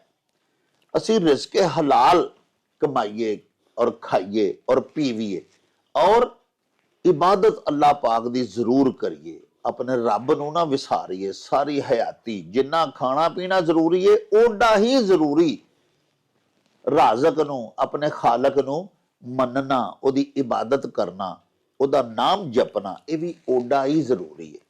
ਜਿਸ ਬੰਦੇ ਨੇ ਆਪਣੀ ਸਾਰੀ ਹਯਾਤੀ ਇਸੇ ਤਰ੍ਹਾਂ ਗੁਜ਼ਾਰੀ ਕਿ ਸਾਰੀ ਜ਼ਿੰਦਗੀ ਉਹਨੇ ਮਿਹਨਤ ਕਰਕੇ ਰਿਜ਼ਕੇ ਹਲਾਲ ਕਮਾਇਆ, ਖਾਧਾ ਪੀਤਾ, ਔਰ ਆਪਣੇ ਸਾਈਂ ਨੂੰ ਵੀ ਨਹੀਂ ਵਿਸਾਰਿਆ, ਸੁਥਰੇ ਸ਼ਾਹ ਫਰਮਾਉਂਦੇ ਨੇ ਕਿ ਜਿਸ ਵੇਲੇ ਉਹਦਾ ਮੌਤ ਦਾ ਵਕਤ ਆਵੇਗਾ, ਅੱਲਾਹ ਪਾਕ ਸੱਚੇ ਸਾਈਂ ਵੱਲੋਂ ਸੱਦਾ ਆਵੇਗਾ, ਤੇ ਹਿੱਕ ਤੇ ਹੱਥ ਰੱਖ ਕੇ, ਯਾਨੀ ਮਾਣ ਦੇ ਨਾਲ ਉਹ ਜਾਏਗਾ ਆਪਣੇ ਸਾਈਂ ਦੇ ਹਜ਼ੂਰ ਪੇਸ਼ ਹੋਣ ਦੇ ਵਾਸਤੇ। ਉਹਨੂੰ ਕੋਈ ਪਛਤਾਵਾ ਨਹੀਂ ਹੋਏਗਾ। ਉਹਦੇ ਗੁਨਾਹ ਤੇ ਪਾਪ ਉਹਨੂੰ ਮਰਨ ਲੱਗਿਆ ਡਰਾਉਣਗੇ ਨਹੀਂ, ਬਲਕਿ ਉਹਨੂੰ ਇੱਕ ਦ੍ਰਿੜਤਾ ਹੋਏਗੀ ਕਿ ਮੈਂ ਸਾਰੀ ਜ਼ਿੰਦਗੀ ਸਾਈਂ ਦਾ ਹੁਕਮ ਮੰਨਿਆ ਤੇ ਹੁਣ ਮੁਲਾਕਾਤ ਦਾ, ਮੇਲ ਦਾ ਵੇਲਾ ਰੱਬ ਲਿਆਂਦਾ ਤੇ ਜਾ ਕੇ ਆਪਣੇ ਸਾਹਿਬ ਦੇ ਦਰਸ਼ਨ ਕਰਾਂਗੇ। ਬਾਜਵਾ ਸਾਹਿਬ ਚੜ੍ਹਦੇ ਪੰਜਾਬ ਤੋਂ ਸਾਡੇ ਬੜੇ ਪਿਆਰੇ ਵੇਖਣ ਵਾਲੇ ਨੇ ਜਗਦੀਸ਼ ਕਾਲੂ ਜੀ ਜੀ ਜੀ, ਉਹਨਾਂ ਜਨਾਬ ਅਖਾਨ ਭਜਵਾਇਆ ਵੀ ਦਾਤਾ ਕਾਲ ਪਰਖੀਏ ਤੇ ਧਿਆਉਣੀ ਫੱਗਣ ਮਾਂ, ਤੇ ਇਸਤਰੀ ਤਾਂ ਪਰਖੀਏ ਜਦ ਧਨ ਭੱਲੇ ਨਾ। ਇਹਦੇ ਹੀ ਦੱਸਿਆ ਗਿਆ ਦਾਤਾ ਦਾ ਮਤਲਬ ਹੁੰਦਾ ਦੇਣ ਵਾਲਾ, ਦਾਨ ਕਰਨ ਵਾਲਾ, ਦਿਆਲੂ ਜੀ ਹਾਂਜੀ ਜੀ, ਕਿ ਜਦੋਂ ਤੁਹਾਨੂੰ ਕਾਲ ਪਿਆ ਹੋਵੇ ਨਾ, ਕਿਸੇ ਸ਼ੈ ਦਾ ਕਹਿਤ ਪਿਆ ਹੋਵੇ ਜੀ, ਤੇ ਉਸ ਵੇਲੇ ਦਿਆਲੂ ਦਾ ਪਤਾ ਲੱਗਦਾ ਹੈ ਕਿ ਉਹ ਕਿੱਡਾ ਕੁ ਵੱਡਾ ਦਿਆਲੂ ਹੈ। ਵਾਹ, ਕਿਉਂਕਿ ਉਹਨੂੰ ਬਹੁਤ ਜ਼ਿਆਦਾ ਲੋਕ ਉਹਦੇ ਕੋਲ ਲੈਣ ਵਾਲੇ ਹੁੰਦੇ ਨੇ ਨਾ, ਜੀ ਜੀ ਕਿ ਉਹਦਾ ਕਿੱਡਾ ਕੁ ਵੱਡਾ ਦਿਲ ਹੈ ਤੇ ਉਹ ਕਿੰਨਾ ਕੁ ਵੱਡਾ ਦਾਨ ਕਰਦਾ ਹੈ, ਜੀ, ਤੇ ਉਹਦਾ ਪਤਾ ਲੱਗਦਾ। ਉਂਝ ਤੇ ਲੋਕੀ ਮੁੜ ਸਾਰੇ ਆਖੀ ਜਾਂਦੇ ਨੇ ਮੈਂ ਬੜਾ ਦਿਆਲੂ ਹਾਂ ਜਾਂ ਮੈਂ ਬੜਾ ਵੱਡਾ ਦਾਨ ਕਰਨ ਵਾਲਾ ਵਾਂ, ਜੀ, ਲੇਕਿਨ ਜਦੋਂ ਕਾਲ ਪਿਆ ਹੋਵੇ ਹਰ ਪਾਸੇ, ਮਤਲਬ ਹੈ ਕਿ ਮਤਲਬ ਆਉਣਾ ਲੱਗੀਆਂ ਹੁਣ, ਫਸਲ ਨਾ ਹੋਵੇ, ਫਸਲ ਬੰਨਾ ਨਾ ਹੋਵੇ ਤੇ ਕਾਲ ਪਿਆ ਹੋਵੇ, ਤੇ ਫੇਰ ਮਤਲਬ ਜ਼ਾਹਰ ਮੰਗਣ ਵਾਲੇ ਚੌਖੇ ਹੋ ਜਾਂਦੇ ਨੇ। ਫੇਰ ਦਾਤੇ ਦੀ ਦੇਣ ਦਾ ਤੇ ਉਹਦੇ ਦਾਨ ਦਾ ਤੇ ਉਹਦੇ ਦਿਆਲੂ ਹੋਣ ਦਾ ਪਤਾ ਲੱਗਦਾ। ਵਾਹ ਹਾਂਜੀ, ਤੇ ਫੱਗਣ ਮਾਂ, ਧਿਆਉਣੀ ਫੱਗਣ ਮਾਂ, ਹਾਂਜੀ, ਕਿ ਫੱਗਣ ਮਾਂ ਜਿਹੜਾ ਨਾ ਖਾਸ ਕਰਕੇ ਜਦੋਂ ਦਾਣੇ ਮੁੱਕ ਜਾਂਦੇ ਨੇ ਜੀ, ਤੇ ਅੱਗੋਂ ਮਤਲਬ ਇਹ ਕਿ ਹਾਲੀ ਕਣਕ ਪੱਕੀ ਨਹੀਂ ਹੁੰਦੀ, ਕਿਉਂਕਿ ਕਣਕ ਦੇ ਚੇਤਰ ਤੇ ਬੰਦੇ ਵਿਸਾਖ ਜਾ ਕੇ ਪੱਕਦੀ ਹੈ। ਜੀ ਜੀ, ਹਾਂਜੀ, ਤੇ ਇਹਨਾਂ ਮਹੀਨਿਆਂ ਦੇ ਵਿੱਚ ਦਾਣੇ ਜਿਹੜੇ ਨੇ ਘਰਾਂ ਚੋਂ ਲੋਕਾਂ ਦੇ ਮੁੱਕ ਜਾਂਦੇ ਨੇ, ਤੇ ਜਨਾਨੀ ਦਾ ਉਦੋਂ ਹੀ ਪਤਾ ਲੱਗਦਾ ਸਿਆ। ਤੇ ਜਿਹੜੀ ਧਿਆਉਣੀ ਹੈ ਜਾਂ ਧਿਆਣੀ ਹੈ, ਧਿਆਣੀ ਧੀ ਨੂੰ ਵੀ ਆਂਦੇ ਨੇ, ਧੀ ਧਿਆਣੀ, ਹਾਂਜੀ, ਉਹ ਬੀਬੀ ਜਿਹੜੀ ਹੈ ਨਾ, ਉਹ ਫਿਰ ਸਮਝਦਾਰ ਬੀਬੀ ਹੋਏਗੀ ਤੇ ਬੜਾ ਉਹ ਸਮਝ ਕੇ ਆਪਣਾ ਵਕਤ ਗੁਜ਼ਾਰੇਗੀ। ਮਤਲਬ ਇਹ ਆਟੇ ਨੂੰ ਇਹ ਹਿਸਾਬ ਨਾਲ ਕਦੀ ਕੋ ਵਿੱਚ ਹੋਰ ਸ਼ੈ ਪਕਾ ਲਈ, ਵੇਲਾ ਕਵੇਲਾ ਸੱਜਾ ਖੱਬਾ ਕਰਕੇ, ਇਸ ਵਾਸਤੇ ਵੀ ਜਿਹੜਾ ਕਣਕ ਦਾ ਘੱਟ ਤੋਂ ਘੱਟ ਵਰਤੋਂ ਹੋਵੇ, ਤਾਂ ਕਿ ਉਹ ਅਗਲਾ ਮਤਲਬ ਇਹ ਕਿ ਵਕਤ ਜਿਹੜਾ ਨਾ ਉਹਨੂੰ ਸੰਭਾਲ ਕੇ ਕਣਕ ਜਿਹੜੀ ਆ ਅਗਲੇ ਮਹੀਨਿਆਂ ਜੋਗੀ, 1-2 ਮਹੀਨਿਆਂ ਜੋਗੀ ਰੱਖ ਲਵੇ। ਹਾਂਜੀ, ਤੇ ਇਹ ਮਤਲਬ ਇਸ ਵਾਸਤੇ ਉਹ ਸਚੱਜੀ ਤੇ ਸਿਆਣੀ ਨਾਰ ਹੈ ਜਾਂ ਧਿਆਣੀ ਜਿਹੜੀ ਹੈ, ਧਿਆਣੀ। ਹਾਂਜੀ, ਤੇ ਇਸਤਰੀ ਤਾਂ ਪਰਖੀਏ ਜਦ ਧਨ ਭੱਲੇ ਨਾ। ਤੇ ਦੌਲਤ ਕੋਲ ਜਦੋਂ ਨਾ ਹੋਵੇ ਨਾ, ਧਨ ਆਂਦੇ ਨੇ ਦੌਲਤ ਨੂੰ, ਉਸ ਵੇਲੇ ਜਿਹੜੀ ਬੀਵੀ ਹੈ ਨਾ, ਇਸਤਰੀ ਬੀਵੀ ਨੂੰ ਆਖਦੇ ਨੇ, ਤੇ ਇਸਤਰੀ ਵੀ ਆਂਦੇ ਨੇ, ਤੇ ਸੁਆਣੀ ਵੀ ਆਂਦੇ ਨੇ, ਜ਼ਾਲ ਵੀ ਆਂਦੇ ਨੇ, ਤਰੀਮਤ ਵੀ ਆਂਦੇ ਨੇ, ਬੀਵੀ ਵੀ ਆਂਦੇ ਨੇ, ਰੰਨ ਵੀ ਆਂਦੇ ਨੇ, ਤੇ ਬੁੱਢੀ ਵੀ ਆਂਦੇ ਨੇ। ਤੇ ਇਹ ਬੀਵੀਆਂ ਜਿਹੜੀਆਂ ਨੇ ਨਾ, ਬਹੁਤ ਘੱਟ ਬੀਬੀਆਂ ਐਸੀਆਂ ਨੇ ਕਿ ਜਦੋਂ ਬੰਦੇ ਦੇ ਕੋਲ ਪੈਸੇ ਨਾ ਹੋਣ ਤੇ ਫਿਰ ਉਹਦੇ ਨਾਲ ਗੁਜ਼ਾਰਾ ਕਰਨ, ਇਹ ਸਮਝ ਕੇ ਭਈ ਅੱਲਾ ਸੋਹਣਾ ਜਿੰਨੇ ਔਖਾ ਵਕਤ ਲਿਆਂਦਾ ਉਹ ਸੌਖਾ ਵੀ ਲਿਆਏਗਾ। ਤੇ ਬਹੁਤੀਆਂ ਬੀਬੀਆਂ ਜਿਹੜੀਆਂ ਨੇ ਉਹ ਫਿਰ ਮਾਂ-ਬਾਂ ਕਰਨ ਲੱਗ ਪੈਂਦੀਆਂ ਨੇ ਤੇ ਰੋਜ਼ ਘਰ ਵਾਲੇ ਖਾਮਨ ਦਾ ਆਪਣੇ ਪਤੀ ਦਾ ਸਿਰ ਖਾਣ ਲੱਗ ਪੈਂਦੀਆਂ ਨੇ। ਮੇਰਾ ਤੇ ਇੱਥੇ ਕੁੱਟਿਆ ਪੇਕਿਆਂ ਨੇ ਮੇਰਾ ਚਲਾਹ ਕਰ ਛੜਿਆ, ਆਹ ਕੀਤਾ ਇੱਥੇ, ਮੈਂ ਭੁੱਖ ਹੀ ਨਹੀਂ ਤੁਹਾਡੀਆਂ ਕੁੱਛਾਂ ਚੋਂ ਨਿਕਲੀ, ਹਰ ਹਾਂਜੀ। ਪਾਸੇ ਭੁੱਖੀ ਭੁੱਖੇ ਜਦੋਂ ਦੀ ਮੈਂ ਆਈ ਹਾਂ। ਜੀ ਹਾਂਜੀ। ਤੇ ਬਹੁਤ ਘੱਟ ਬੀਬੀਆਂ ਜਿਹੜੀਆਂ ਸੱਚੀਆਂ ਜਿਹੜੀਆਂ ਆਂਦੀਆਂ ਨੇ ਕੋਈ ਗੱਲ ਨਹੀਂ, ਜਿਹੜਾ ਔਖਾ ਵੇਲਾ ਲੰਘਾ ਲਾਵਾਂਗੇ ਰਲ ਕੇ ਦੋਵੇਂ ਜੀ। ਤੇ ਫਿਰ ਜਿਹੜੀਆਂ ਉਹ ਬੀਬੀਆਂ ਆਂਦੀਆਂ ਨੇ ਨਾ ਕਿ ਲੰਘਾ ਲਾਂਗੇ ਵਕਤ, ਔਖਾ ਲੰਘ ਹੀ ਜਾਏਗਾ, ਅਸਲੀ ਬੀਬੀਆਂ ਫਿਰ ਉਹੀ ਓਏ ਨਸਲੀ ਤੇ ਅਸਲੀ। ਨਸਲੀ ਤੇ ਅਸਲੀ। ਲਓ ਜੀ ਪਿਆਰਿਓ, ਭਾਈ ਜਗਦੇਸ਼ ਜੀ ਨੇ ਬੜਾ ਹੀ ਸੋਹਣਾ ਅਖਾਣ ਭੇਜਿਆ, ਭਈ ਦਾਤਾ ਕਾਲ ਪਰਖੀਏ ਤੇ ਧਿਆਉਣੀ ਫੱਗਣ ਮਾਂ, ਤੇ ਇਸਤਰੀ ਤਾਂ ਪਰਖੀਏ ਜਦ ਧਨ ਪੱਲੇ ਨਾ। ਵੇਖੋ ਨਾ ਬਾਈਵਾ ਸਾਹਿਬ ਨੇ ਇਹਦਾ ਕਿੰਨਾ ਪਿਆਰਾ ਤਰਜਮਾ ਦੱਸਿਆ, ਭਈ ਦਾਤਾ ਜਿਹੜਾ ਬੜਾ ਸਖੀ ਹੈ, ਬੜਾ ਦਿਆਲੂ ਹੈ, ਉਹ ਦਿੰਦਾ ਲੋਕਾਂ ਨੂੰ, ਉਹਦੀ ਮਸ਼ਹੂਰੀ ਹੋਈ ਇਹ ਵੇ, ਲੋਕੀ ਉਹਨੂੰ ਦਾਤਾ ਆਖਦੇ ਨੇ, ਬੜਾ ਦੇਣ ਵਾਲਾ ਪਿਆਰਿਓ। ਲੇਕਿਨ ਜਦੋਂ ਕਾਲ ਪੈ ਜਾਵੇ ਜਾਂ ਕਹਿਤ ਪੈ ਜਾਵੇ, ਦੁਨੀਆ ਭੁੱਖਾਂ ਨਾਲ ਮਰਨ ਲੱਗ ਪਵੇ, ਅੱਗੋਂ ਫਸਲ ਆਉਂਦੀ ਕੋਈ ਨਹੀਂ ਪਈ, ਮੀਂਹ ਪੈਂਦੇ ਕੋਈ ਨਹੀਂ ਪਈ, ਖੁਸ਼ਕਸਾਲੀ ਹੋ ਗਈ ਏ, ਤੇ ਦਾਤਾ ਜਿਹੜਾ ਉਹ ਦੇਣ ਵਾਲਾ ਦਿਆਲੂ ਮਸ਼ਹੂਰ ਹੈ, ਉਹਦੇ ਹੁਣ ਪੱਲੇ ਪੜੋਲੇ ਤੇ ਉਹਦੇ ਭਰੇ ਨੇ, ਦਾਣੇ ਉਹਦੇ ਕੋਲ ਹੈ ਨੇ। ਲੇਕਿਨ ਅਜਿਹੇ ਮੌਕੇ ਦੇ ਉੱਤੇ ਨਾ ਲੋਕੀ ਸਖਾਵਤ ਵੀ ਛੱਡ ਜਾਂਦੇ ਨੇ। ਉਹ ਆਂਦੇ ਨੇ ਯਾਰ ਸਾਰੀ ਦੁਨੀਆ ਭੁੱਖੀ ਮਰਨ ਡਈ ਹੈ ਤੇ ਮੈਂ ਦਾਣੇ ਐਵੇਂ ਮੁਕਾ ਬਵਾਂ ਅੰਦਰੋਂ, ਪੜੋਲੇ ਖਾਲੀ ਕਰ ਬਵਾਂ, ਤੇ ਫਿਰ ਖਾਣਾ ਕਿੱਥੋਂ? ਤੁਸੀਂ ਵੇਖਿਆ ਨਹੀਂ ਪਿੱਛੇ ਜੇ ਕਰੋਨਾ ਜਦੋਂ ਆਇਆ ਸੀ ਤੇ ਉਦੋਂ ਕਿਵੇਂ ਆਪੋ ਆਪਣੀ ਪੈ ਗਈ ਸੀ ਹਰ ਇੱਕ ਨੂੰ। ਲੋਕੀ ਤੇ ਘਰਾਂ ਦੇ ਵਿੱਚ ਇਕੱਠੇ ਕਰਨ ਲੱਗ ਪਏ ਹਨ, ਦਾਲ ਤੇ ਚੌਲ ਤੇ ਦੀਗਰ ਅਸ਼ਿਆਏ ਖੋਰੋ ਨੋਸ਼ ਵੀ ਜ਼ਖੀਰਾ ਕਰ ਲਓ, ਦੁਕਾਨਾਂ ਬੰਦ, ਮਾਰਕੀਟਾਂ ਬੰਦ, ਹੋਰੇ ਕੀ ਬਣਨਾ। ਸੋ ਕਾਲ ਦੇ ਵਿੱਚ ਵੀ ਜਿਹੜਾ ਆਪਣੀ ਸਖਾਵਤ ਉਸੇ ਤਰ੍ਹਾਂ ਜਾਰੀ ਰੱਖੇ, ਜਦੋਂ ਸਹੀ ਵਕਤਾਂ ਦੇ ਵਿੱਚ ਉਹ ਦਿੰਦਾ ਸੀ ਅੱਲਾ ਦੀ ਰਾਜ, ਔਰ ਆਪਣੇ ਵਾਸਤੇ ਜ਼ਖੀਰਾ ਅੰਦੋਜ਼ੀ ਨਾ ਕਰੇ, ਆਖੇ ਵੀ ਸਾਰੀ ਦੁਨੀਆ ਜੋ ਭੁੱਖੀ ਮਰਨ ਡਈ ਹੈ ਤੇ ਫਿਰ ਲੋਕਾਂ ਦੇ ਨਾਲ ਹੀ ਹੈ ਨਾ, ਅੱਲਾ ਦੀ ਮਖਲੂਕ ਦੇ ਨਾਲ ਹੀ ਹੈ, ਤੇ ਉਹ ਉਸ ਵੇਲੇ ਆਪਣੇ ਪੜੋਲਿਆਂ ਦਾ ਮੂੰਹ ਖੋਲ ਦੇਵੇ, ਆਪਣੇ ਜ਼ਖੀਰੇ ਨੂੰ ਅੰਦਰ ਨਾ ਘੁੱਟੀ ਰੱਖੇ, ਫੇਰ ਦਾਤਾ ਦਾ ਲੱਗਦਾ ਪਤਾ।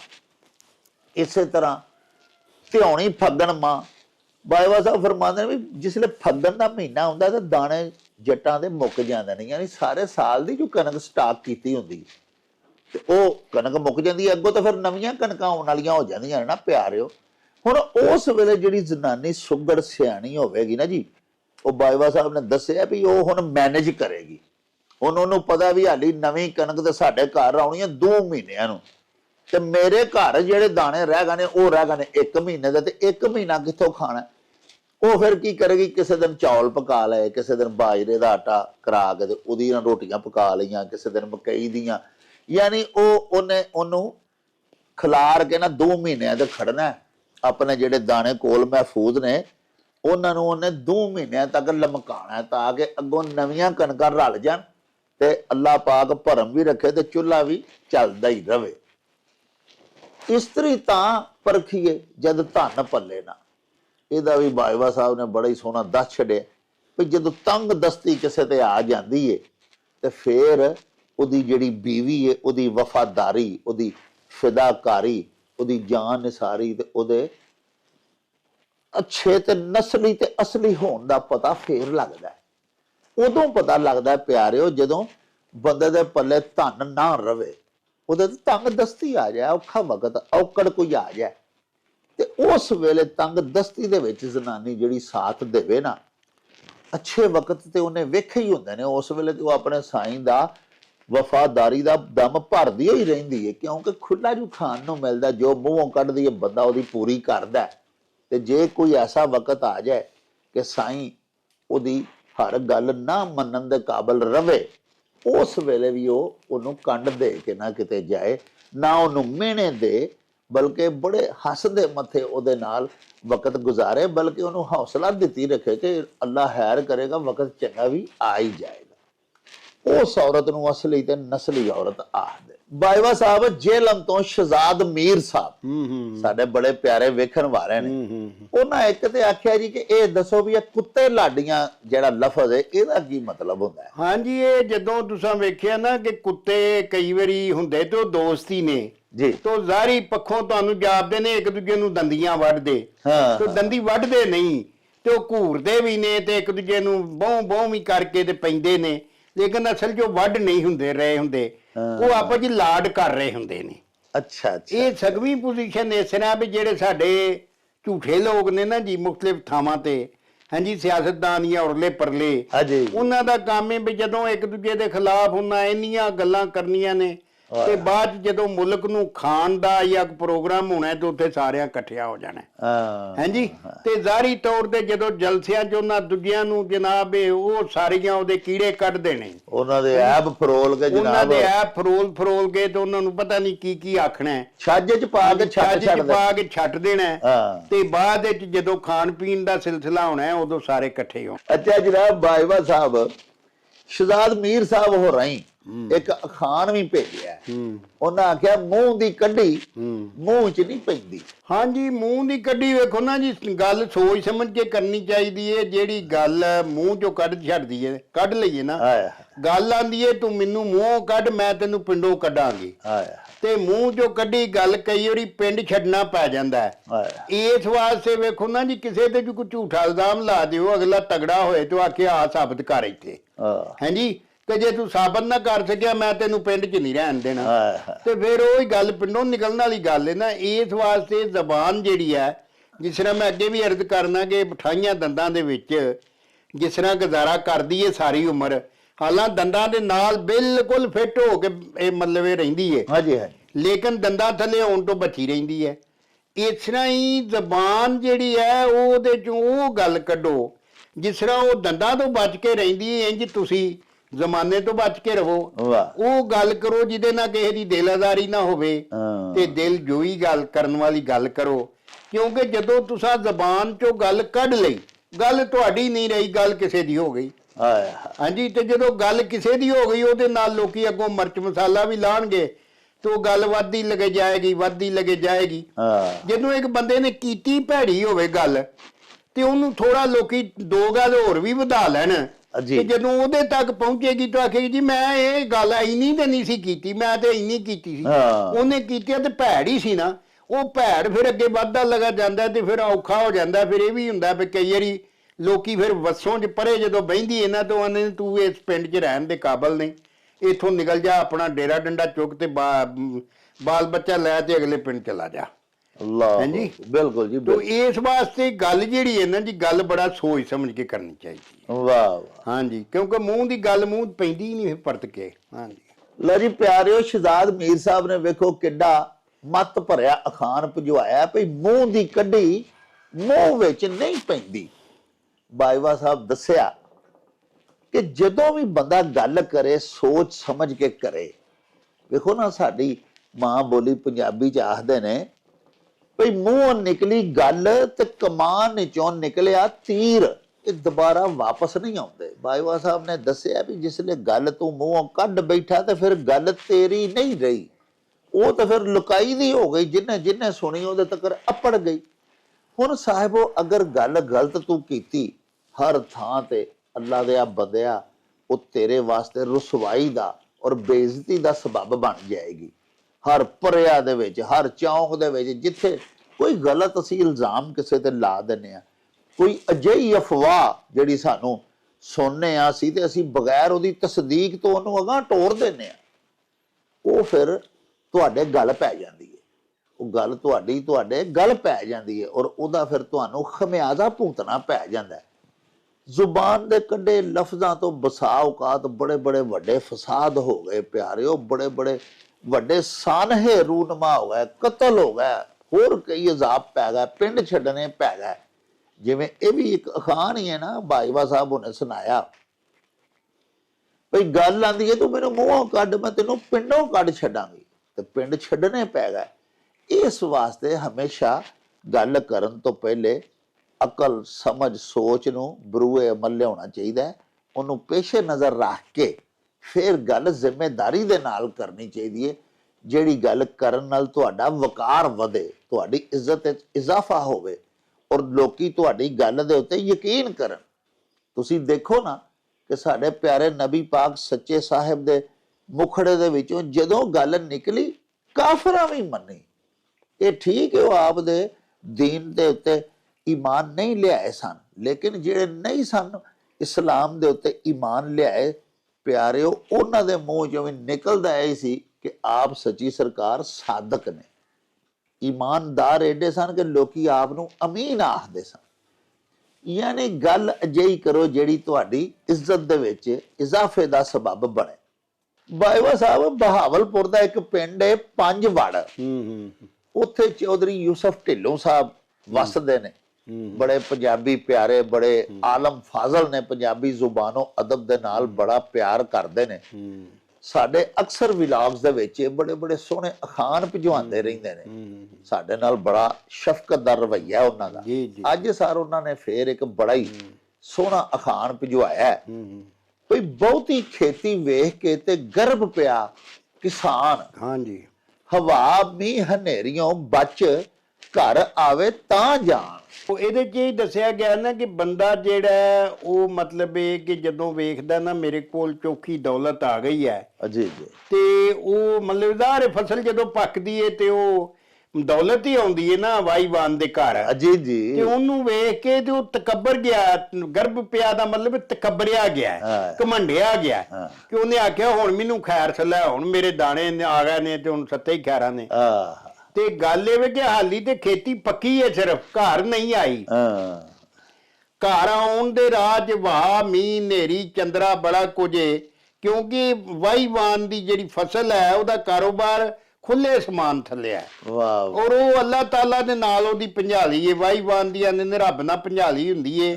ਵੇਖੋ ਨਾ ਕਈ ਵਾਰੀ ਪੱਕੀ ਫਸਲ ਤੇ ਚੰਦਰਾ ਪੈ ਜਾਂਦਾ, ਗੜਾ ਪੈ ਜਾਂਦਾ, ਹਾਂਜੀ, ਤੇ ਮਤਲਬ ਉੱਥੇ ਕਾਕੀ ਕਾਨੇ ਹੀ ਰਹਿ ਜਾਂਦੇ ਨੇ। ਹਾਂਜੀ, ਇਸ ਵਾਸਤੇ ਵਾਹ ਮੀਂਹ ਹਨੇਰੀਓਂ ਬਚ ਆਵੇ ਤਾਂ ਜਾਣ, ਕਿ ਜੇ ਉਹਦੀ ਫਸਲ ਪੱਕੀ ਜਿਹੜੀ ਹੈ ਉਹ ਕੁਦਰਤੀ ਆਫਤਾਂ ਤੋਂ ਬਚ ਕੇ ਘਰ ਆ ਜੇ, ਫਿਰ ਉਹਨੂੰ ਮਤਲਬ ਇਹ ਸਮਝਣਾ ਚਾਹੀਦਾ ਵੀ ਮੇਰੇ ਹੁਣ ਦੌਲਤ ਘਰ ਆ ਗਈ ਹੈ। ਫਿਰ ਵੀ ਉਹਨੂੰ ਸ਼ੁਕਰ ਕਰਨਾ ਚਾਹੀਦਾ ਰੱਬ ਸੋਹਣੇ ਦਾ ਕਿ ਰੱਬਾ ਸੋਹਣਿਆ ਤੂੰ ਇਹ ਮਤਲਬ ਇਹ ਬਚਾ ਕੇ ਮੇਰੀ ਫਸਲ ਘਰ ਲੈਣ ਦੀ ਏ। ਔਰ ਇਸ ਅਖਾਣ 'ਚ ਮੱਤ ਦਿੱਤੀ ਗਈ ਹੈ ਵੀ ਬੰਦੇ ਕੋਲ ਚੋਖੀ ਦੌਲਤ ਜਾਂ ਮਾਲ ਆ ਜਾਏ ਤਾਂ ਉਹਨੂੰ ਘਮੰਡ ਨਹੀਂ ਕਰਨਾ ਚਾਹੀਦਾ। ਦੁਨੀਆ ਉੱਤੇ ਲੱਖਾਂ ਕਿਸਮ ਦੀਆਂ ਆਫਤਾਂ ਨੇ ਜਿਹੜੀਆਂ ਇੱਕ ਮਿੰਟ 'ਚ ਪੈਂਦੀਆਂ ਨੇ ਤੇ ਬੰਦੇ ਦਾ ਕੱਖ ਕੰਡਾ ਨਹੀਂ ਰਹਿੰਦਾ। ਇਸ ਵਾਸਤੇ ਹਰ ਵੇ ਖੁਦਾ ਕੋ ਡਰਨਾ ਚਾਹੀਦਾ, ਉਹਦੇ ਅੱਗੇ ਆਜਜ਼ੀ ਕਰਨੀ ਚਾਹੀਦੀ ਹੈ। ਤੁਹਾਡੇ ਕੋਲ ਜ਼ਿਆਦਾ ਵੀ ਦੌਲਤ ਆ ਗਈ ਤੇ ਫਿਰ ਵੀ ਤੁਸੀਂ ਜਿੰਨਾ ਬਹੁਤਾ ਫਲ ਲੱਗ ਗਿਆ, ਰੋਖੋਨੀਆਂ ਟਾਹਣੀਆਂ ਉਨੀਆਂ ਬਹੁਤੀਆਂ ਨੀਵੀਆਂ ਹੋ ਜਾਂਦੀਆਂ ਨੇ। ਇਸ ਵਾਸਤੇ ਬੰਦੇ ਨੂੰ ਵੀ ਜਿੰਨਾ ਜ਼ਿਆਦਾ ਦੌਲਤ ਉਹਦੇ ਕੋਲ ਆਉਂਦੀ ਉਹਨੂੰ ਹੋਰ ਜ਼ਿਆਦਾ ਨਿਮਰਤਾ ਵਾਲਾ ਤੇ ਨਿਉ ਜਾਣਾ ਚਾਹੀਦਾ ਹੈ, ਹਾਂਜੀ, ਤਾਂ ਕਿ ਉਹਦਾ ਕੋਈ ਬੋਲ ਰੱਬ ਨੂੰ ਨਾ ਪਸੰਦ ਨਾ ਲੱਗ ਜਾਏ, ਮਤਲਬ ਕਿ ਉਹਦੇ ਵਾਸਤੇ ਕੋਈ ਪਰੇਸ਼ਾਨੀ ਬਣ ਜਾਏ। ਲਓ ਜੀ ਪਿਆਰਿਓ, ਸਾਡੇ ਵੀਰ ਚੌਧਰੀ ਯੂਸਫ ਢਿੱਲੋਂ ਸਾਹਿਬ ਨੇ ਬੜਾ ਹੀ ਸੋਹਣਾ, ਬੜਾ ਮੱਤ ਭਰਿਆ ਅਖਾਣ ਭਿਜਵਾਇਆ। ਪੱਕੀ ਖੇਤੀ ਵੇਖ ਕੇ ਤੇ ਗਰਭ ਪਿਆ ਕਿਸਾਨ, ਤੇ ਹਵਾ ਮੀਂਹ ਹਨੇਰੀਓਂ ਬਚ ਘਰ ਆਵੇ ਤਾਂ ਜਾਣ। ਯਾਨੀ ਇਹਦੇ ਚ ਦੱਸਿਆ ਗਿਆ ਹੈ ਕਿ ਮਾਲ ਜਿਹੜਾ ਸਾਡਾ ਹੁੰਦਾ ਹੈ, ਲੇਕਿਨ ਪਿਆਰਿਓ ਪੰਜਾਬੀ ਚ ਹੀ ਆਖਦੇ ਨੇ ਵੀ ਧਨ ਉਹ ਜਿਹੜਾ ਪੱਲੇ ਤੇ ਘੋੜੀ ਉਹਦੀ ਜਿਹਦੇ ਥੱਲੇ। ਵੇਖੋ ਨਾ, ਇੱਕ ਘੋੜਾ ਭਾਵੇਂ ਮੇਰਾ ਹੈ, ਮਲਕੀਅਤ ਉਹ ਮੇਰੀ ਹੈ, ਲੇਕਿਨ ਉਹਨੂੰ ਰਾਤੀ ਚੋਰ ਖੋਲ ਲੈਂਦਾ, ਉਹਦੇ ਉੱਤੇ ਚੜ ਜਾਂਦਾ ਸਵਾਰ ਹੋ ਕੇ ਤੇ ਉਹਨੂੰ ਖੱਬੀ ਪਾ ਕੇ ਭਜਾ ਲੈਂਦਾ ਤੇ ਉਹ ਟੁਰ ਜਾਏਗਾ। ਉਹਨੇ ਤੇ ਉਹਦੀ ਗੱਲ ਮੰਨਣੀ ਹੈ, ਘੋੜਾ ਤੇ ਉਹ ਮੇਰਾ ਹੀ ਸੀ, ਲੇਕਿਨ ਜਿਹੜਾ ਉਹਦੇ ਉੱਤੇ ਸਵਾਰ ਹੋ ਗਿਆ ਘੋੜਾ ਉਹਦੀ ਗੱਲ ਮੰਨਦਾ। ਇਸੇ ਤਰ੍ਹਾਂ ਪਿਆਰਿਓ, ਜਿਹੜੇ ਮੇਰੀ ਜੇਬ ਦੇ ਵਿੱਚ ਪੈਸੇ ਨੇ ਨਾ, ਉਹ ਤੇ ਮੇਰੀ ਮਲਕੀਅਤ ਚ ਨੇ, ਮੇਰੇ ਕਬਜ਼ੇ ਚ ਨੇ, ਮੇਰੇ ਹੱਥ ਨੇ, ਮੇਰੇ ਪੱਲੇ ਨੇ, ਉਹਨਾਂ ਦੇ ਉੱਤੇ ਤੇ ਮੈਂ ਇਤਰਾ ਸਕਣਾ, ਮਾਨ ਕਰ ਸਕਣਾ। ਹੁਣ ਮੇਰੇ ਹੀ ਰੁਪਈਏ, ਮੇਰੀ ਆਪਣੀ ਰਕਮ ਅਗਰ ਕਿਸੇ ਹੋਰ ਮੇਰੇ ਭਾਵੇਂ ਦੋਸਤ ਉਹਦੀ ਜੇਬ ਦੇ ਵਿੱਚ ਤੇ ਮੈਂ ਉਹਦੇ ਤੇ ਮਾਨ ਗਮਾਨ ਨਹੀਂ ਕਰ ਸਕਦਾ। ਅੱਲਾ ਨਾ ਕਰੇ ਜੇ ਉਹ ਬਦਲ ਜਾਏ, ਬਦਨੀਅਤਾ ਹੋ ਜਾਵੇ, ਉਹ ਮੇਰੇ ਪੈਸੇ ਮੈਨੂੰ ਦੇਵੇ ਹੀ ਨਾ, ਮੈਨੂੰ ਆਖੇ ਜਾ ਕੇ ਲੈ ਲੈ ਜਿੱਥੋਂ ਲੈ ਸਕਣਾ, ਤੇ ਫਿਰ ਪਿਆਰਿਓ ਰਕਮ ਤੇ ਉਹ ਮੇਰੀ ਹੀ ਸੀ, ਲੇਕਿਨ ਮੈਨੂੰ ਨਾ ਮਿਲੀ। ਬਾਈਵਾ ਸਾਹਿਬ ਇਹ ਫਰਮਾਉਂਦੇ ਨੇ ਕਿ ਕਿਸਾਨ ਦੀ ਭੁਜਾਲੀ ਹੁੰਦੀ ਏ ਅੱਲਾਹ ਪਾਕ ਸੱਚੇ ਸਾਹਿਬ ਦੇ ਨਾਲ, ਤੇ ਉਹਦੀ ਸਾਰੀ ਜ਼ਿਮੀਦਾਰੀ, ਉਹਦਾ ਕਾਰੋਬਾਰ, ਉਹਦਾ ਉਹ ਵਾਈ ਵਾਣ ਜੋ ਹੁੰਦਾ ਉਹ ਖੁੱਲੇ ਅਸਮਾਨ ਦੇ ਥੱਲੇ ਹੁੰਦਾ ਹੈ। ਉਹਨਾਂ ਦੀ ਫਸਲ ਤੇ ਪੱਕ ਗਈ ਏ, ਫਸਲ ਵੀ ਉਹਦੀ ਏ, ਉਹਦੀ ਪਹਿਲੀ ਤੇ ਹੀ ਉੱਗੀ ਏ, ਉੱਥੇ ਖਲੋ ਕੇ ਖੁਸ਼ ਵੀ ਪਿਆ ਹੁੰਦਾ ਹੈ ਵੇਖ ਕੇ ਵੀ ਵੇਖੋ ਕਿੰਨੀ ਸੋਹਣੀ ਮੇਰੀ ਕਣਕਾਂ ਪੱਕੀਆਂ ਨੇ, ਸੋਹਣੇ ਸਿੱਟੇ ਪੈ ਗਏ ਨੇ ਸਭ ਕੁਝ। ਤੇ ਪਿਆਰਿਓ, ਅਗਰ ਸ਼ਾਮ ਨੂੰ ਹਨੇਰੀ ਆ ਜਾਏ, ਮੀਂਹ ਪੈਣ ਲੱਗ ਪਵੇ, ਗੜਾ ਪੈ ਜਾਏ, ਚੰਦਰਾ ਪੈਣ ਨਾਲ ਸਾਰੀ ਫਸਲ ਖਰਾਬ ਹੋ ਜਾਏ, ਤੇ ਫੇਰ ਆਖਿਆ ਗਿਆ ਇਸ ਖਾਨ ਵਿੱਚ ਵੀ ਜਿੰਨੀ ਦੇਰ ਤੱਕ ਵਾਢੀਆਂ ਹੋਣ ਤੋਂ ਬਾਅਦ ਮਾੜੇ ਦੁਬੜੇ ਗਰੀਬਾਂ ਮਸਕੀਨਾਂ ਸੇਪੀਆਂ ਦਾ ਸਾਰਾ ਹਿੱਸਾ ਦੇ ਦੁਆ ਕੇ ਵੰਡ ਵੰਡਾ ਕੇ ਤੇਰੇ ਘਰ ਆ ਕੇ ਤੇਰੇ ਭੜੋਲੇ ਦੇ ਵਿੱਚ ਨਹੀਂ ਪਈ, ਉਨੀ ਦੇਰ ਤੱਕ ਉਹਦੇ ਤੇ ਤੂੰ ਮਾਨ ਗਮਾਨ ਨਾ ਕਰ ਤੇ ਘਮੰਡ ਨਾ ਕਰ। ਜਦੋਂ ਤੇਰੇ ਘਰ ਆ ਜਾਏਗੀ, ਤੇਰੇ ਕਬਜ਼ੇ ਚ ਆ ਜਾਏਗੀ, ਫੇਰ ਤੂੰ ਆਖ ਸਕਣਾ ਵੀ ਮੇਰੇ ਘਰ ਇੰਨੇ ਮਾਸ਼ਾਅੱਲਾ ਦਾਣੇ ਇਸ ਸਾਲ ਆ ਗਏ ਨੇ। ਹਾਲੀ ਤੇ ਬਾਹਰ ਪੈਲੀ ਚ ਪਏ ਨੇ ਖੁੱਲੇ ਅਸਮਾਨ ਦੇ ਥੱਲੇ, ਕੀ ਪਤਾ ਸ਼ਾਮ ਤੱਕ ਕੀ ਬਣਨਾ। ਅੱਲਾਹ ਪਾਕ ਦੇ ਕਰਮ ਤੋਂ ਬਗੈਰ ਉਹ ਤੇਰੀਓ ਹੀ ਪੈਲੀ ਦੇ ਵਿੱਚੋਂ, ਫਸਲ ਵੀ ਤੇਰੀ ਹੈ, ਪੈਲੀ ਵੀ ਤੇਰੀ ਹੈ ਚੀਏ, ਲੇਕਿਨ ਉਹ ਤੇਰੇ ਘਰ ਤੱਕ ਨਹੀਂ ਅੱਪੜ ਸਕਦੀ ਜਿੰਨੀ ਦੇਰ ਸਾਈਂ ਦਾ ਕਰਮ ਨਾ ਹੋਵੇ। ਤੇ ਸਾਨੂੰ ਇਸ ਅਖਾਨ 'ਚ ਇਹ ਵੀ ਮੱਤ ਦਿੱਤੀ ਗਈ ਹੈ ਕਿ ਆਪਣੇ ਹੀ ਮਾਲ ਤੇ, ਆਪਣੇ ਹੀ ਮਾਲ ਮਵੇਸ਼ੀ ਹੋਵੇ, ਆਪਣੇ ਹੀ ਅਸਾਸੇ ਹੋਣ, ਆਪਣੀ ਹੀ ਰਕਮ ਹੋਵੇ, ਆਪਣੀ ਹੀ ਜਿਨਸ ਹੋਵੇ, ਤੇ ਉਹਦੇ ਤੇ ਵੀ ਸਾਨੂੰ ਆਕੜਨਾ ਤੇ ਗਰੂਰ ਕਰਨਾ ਨਹੀਂ ਚਾਹੀਦਾ। ਅੱਲਾਹ ਪਾਕ ਦੀ ਜੋ ਦਿੱਤੀ ਹਰ ਸ਼ੈ ਹੁੰਦੀ ਹੈ ਤੇ ਉਹਦਾ ਮਸ਼ਕੂਰ ਹੀ ਰਹਿਣਾ ਚਾਹੀਦਾ ਤੇ ਆਜਜ਼ੀ ਦੇ ਨਾਲ ਹੀ ਰਹਿਣਾ ਚਾਹੀਦਾ। ਪਿਆਰਿਓ, ਇਹਦੇ ਨਾਲ ਹੀ ਸਾਡੇ ਅੱਜ ਦੇ ਇਸ ਵਿਲਾਗ ਦਾ ਸਮਾਂ ਬੀਤ ਗਿਆ ਹੈ। ਲੈ ਉਹ ਯਾਰ ਹਵਾਲੇ ਰੱਬ ਦੇ ਤੇ ਮੇਲੇ 4 ਦਿਨਾਂ ਦੇ, ਉਸ ਦਿਨ ਈਦ ਮੁਬਾਰਕ ਹੋਸੀ, ਜਿਸ ਦਿਨ ਫੇਰ ਮਿਲਾਂਗੇ। ਰੱਬ ਰਾਖਾ ਤੇ ਅੱਲਾ ਬੇਲੀ। ओ चल मेले नू चली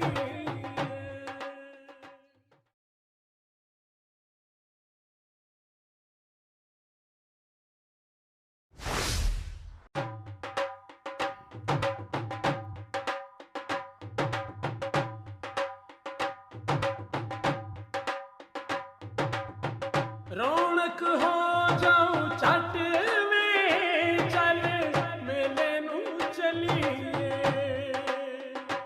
ओ रौनक हो जाऊं छट में चल मेले नू चलिए मल्लो कट कुड़ दे